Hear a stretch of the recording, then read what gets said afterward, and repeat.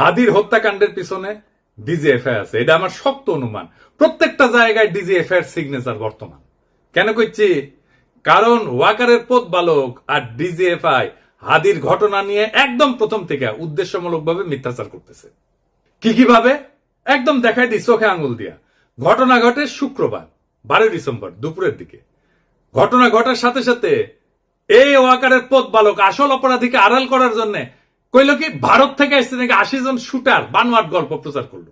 কিন্তু ডিসেন্টের অনুসন্ধানে আসল অপরাধী বের হয়ে আসলো, আদাবরের লীগের সন্ত্রাসী যে জেলে ছিল, তারা জামিন করেছে বিএনপির নেতা। তারপরে কি হলো? ঘটনার ঠিক পরের দিন সে অপরাধীর অবস্থান সম্পর্কে ভুয়া ডাহা মিথ্যা তথ্য ছড়ায় যে অপরাধীরা 12 ডিসেম্বর শুক্রবার সন্ধ্যায় ভারতের গুয়াহাটি পৌঁছে গেছে।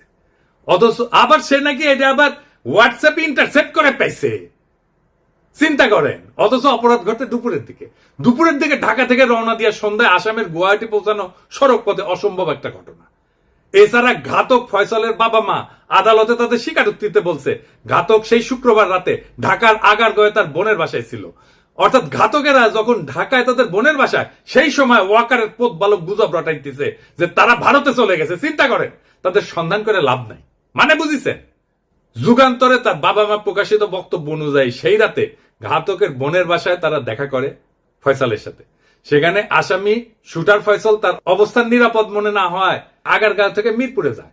পরে শাহজাহানপুরে আসামি মোহাম্মদ হুমায়ুন কবিরের ভাতিজা আরিফের বাসায় যায়।